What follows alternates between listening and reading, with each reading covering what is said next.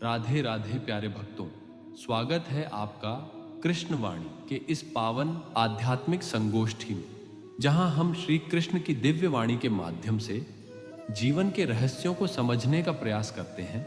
आज हम एक ऐसा प्रश्न उठा रहे हैं जो युगों से मनुष्य के भीतर गूंजता आ रहा है। दुख क्यों होता है? कभी अपनों के बिछुड़ने से मन रो पड़ता है, तो कभी अधूरी आकांक्षाओं के कारण हृदय भारी हो जाता है। कोई जीवन की जटिलताओं में उलझा है, तो कोई प्रेम की पीड़ा में टूटा हुआ सा है।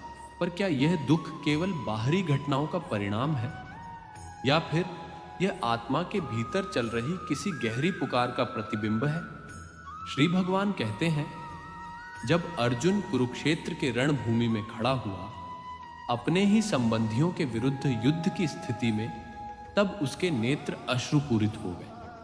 वह कंपित स्वर में श्री कृष्ण से बोला, हे माधव, मैं यह युद्ध नहीं कर सकता। मेरे हाथ शिथिल हो गए हैं, मन व्याकुल है, हृदय डूब रहा है। और तब श्री कृष्ण मुस्कुराए। वह मुस्कान कोई सामान्य मुस्कान नहीं थी। उसमें करुणा थी, गहराई थी, शांति थी और समाधान भी। वे बोले, अर्जुन, यह शरीर नश्वर है, पर तू आत्मा है, तू अविनाशी है। जो हुआ वह नियति थी, जो हो रहा है वह तेरा कर्म है, और जो होगा वह मेरी इच्छा से ही होगा। तू शोक मत कर। सुनने में यह शब्द सरल प्रतीत होते हैं, पर इनका अर्थ बहुत गहरा है। श्री कृष्ण हमें स्मरण कराते हैं कि हम केवल यह देह नहीं है, हम वह आत्मा है जो जन्म और मृत्यु के बंधनों से परे है। दुख तब जन्म लेता है जब हम स्वयं को केवल शरीर समझ लेते हैं, जब हम मोह में बंध जाते हैं, अपनों से, सपनों से, वस्तुओं से, विचारों से। जब हम फल की अपेक्षा करने लगते हैं तो दुख स्वाभाविक हो जाता है, क्योंकि जब फल मनचाहा नहीं मिलता, हम टूट जाते हैं। श्री कृष्ण कहते हैं, कर्म करो, फल की चिंता मत करो। यह वाक्य केवल एक उपदेश नहीं, बल्कि आत्मिक स्वतंत्रता की कुंजी है। भक्तों, जब हम जीवन को समर्पण भाव से जीने लगते हैं, जब हम यह समझ लेते हैं कि हर अनुभव, चाहे वह सुख हो या दुख, ईश्वर की योजना का भाग है, तब भीतर एक अद्भुत शांति उतरने लगती है। दुख कोई दंड नहीं है, यह आत्मा के जागरण का द्वार है।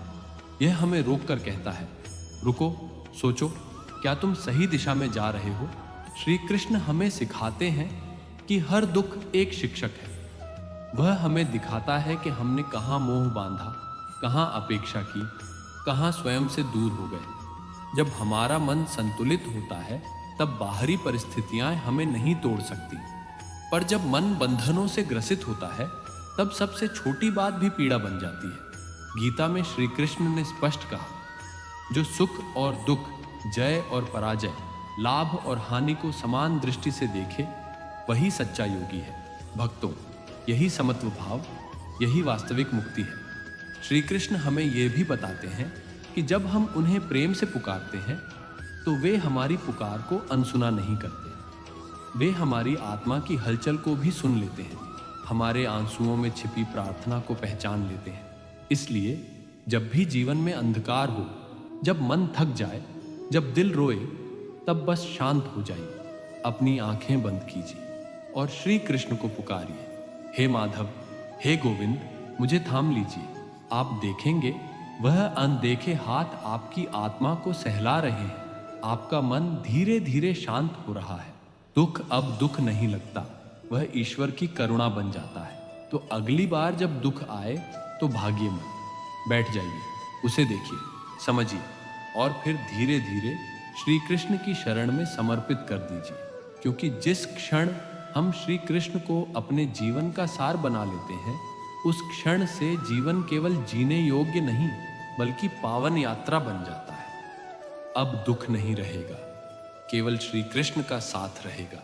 जैसे जैसे जीवन बढ़ता है, हम समझने लगते हैं कि सब कुछ हमारे नियंत्रण में नहीं है। हम सोचते हैं सब कुछ हमारे अनुसार होगा, पर समय हमें सिखाता है कि हमारी योजना नहीं, ईश्वर की लीला ही अंतिम है। जो चला गया वह केवल बाहर से गया है। जो कुछ भी हमें दुख देता है, वह भीतर से हमें जगा रहा है। हर आंसू कोई सजा नहीं, कोई संकेत है। कि कहीं कुछ पकड़ लिया हमने जो ईश्वर से दूर ले जा रहा था। हमने जिसको अपना समझा वह तो बस किराएदार था हमारी कथा में। जब उसने किराया चुकाया, समय, प्रेम या सबक, वह चला गया। छोड़ना कमजोरी नहीं, कभी कभी वह सबसे बड़ा बल होता है। हम मोह करते हैं, पर श्री कृष्ण समझाते हैं, मोह नहीं, स्नेह रखो, क्योंकि मोह बांधता है और स्नेह मुक्त करता है।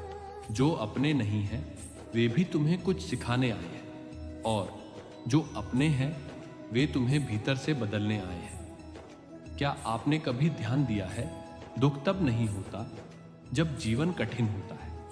दुख तब होता है जब हम कुछ और चाहते हैं। श्री कृष्ण कहते हैं, अपेक्षा दुख की जड़ है और समर्पण उसका अंत है। आप जितना पकड़ते जाओगे जीवन उतना फिसलता जाएगा। लेकिन जिस दिन आप कहोगे, हे नाथ, जो तेरा है वही मेरा है, तब से जो जाएगा वह भी आशीर्वाद होगा, और जो रहेगा वह भी। जिसे तुम खोते हो वो वास्तव में तुम्हारा कभी था ही नहीं, और जो तुम्हारा है वो किसी भी स्थिति में तुम्हें छोड़ नहीं सकता। शांति तब नहीं मिलती जब सब कुछ शांत हो। शांति तब मिलती है जब भीतर कोई कहता है, मैं तेरे साथ हूं, चिंता मत कर। वो आवाज किसी और की नहीं होती, वो स्वयं कृष्ण की होती है, जो हृदय के भीतर साक्षी भाव से मौन में बोलते हैं। जहां मौन होता है वहां श्री कृष्ण की वाणी स्पष्ट सुनाई देती है। कभी कभी तुम्हारा टूटना भी तुम्हारे उन्नति की भूमिका होती है। तुम्हारा अकेलापन तुम्हारी आत्मा को प्रभु की ओर मोड़ने का मार्ग है, क्योंकि जब दुनिया तुम्हें छोड़ देती है तब प्रभु स्वयं तुम्हारा हाथ थामते हैं। वह जो अंत में तुम्हारे साथ रह जाता है वही वास्तव में भगवान है। शायद तुमने बहुत कुछ सहा है, पर श्री कृष्ण ने कहा है, मैं हर उस दर्द में साथ था जिसमें तुमने मुझे पुकारा नहीं, पर मैं फिर भी तुम्हारे पास था। तो जब अगली बार जीवन तुम्हें थकाए, बस कुछ पल मौन रहना, आंखें बंद करना और कहना, हे केशव, तू है। बस यही जानना काफी है, और तुम देखोगे बिना शब्दों के भी उत्तर मिलने लगे हैं। दुख के बाद जो मौन आता है वह प्रभु की गोद है। हर बार जब तुम गिरते हो वो हार नहीं होती, वो संकेत होता है कि अब उठो, क्योंकि तुम अकेले नहीं हो। क्योंकि श्री कृष्ण कहते हैं, तू युद्ध के लिए पैदा हुआ है, पराजय के लिए नहीं। हर परिस्थिति जो आज तुम्हें तोड़ रही है वो कल तुम्हें गढ़ेगी। दुख आया है तुम्हें तोड़ने नहीं, तुम्हारी भीतरी शक्ति को जगाने के लिए। जब अर्जुन ने कहा, हे माधव, मुझसे यह युद्ध नहीं होगा, तब श्री कृष्ण ने सिर्फ एक बात कही, कर्म करो अर्जुन, क्योंकि यही तेरा धर्म है। कर्म में डटे रहो। फल की चिंता तुम्हें थकाती है, पर जब तुम कर्म को पूजा बना देते हो तब सफलता केवल एक चरण बन जाती है, मंजिल नहीं। जो तू सोचता है कि तुझसे नहीं होगा वही मैं चाहता हूं कि तू करे। क्यों? क्योंकि तुम में वही अग्नि है जो अर्जुन में थी।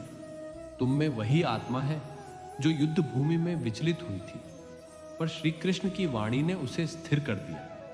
क्या तुम जानते हो, जब तुम हिम्मत हारते हो तब श्री कृष्ण तुम्हारे और करीब आ जाते हैं। मैं तब सबसे पास होता हूं जब तुम अपने आप से दूर हो जाते हो। इसलिए उठो।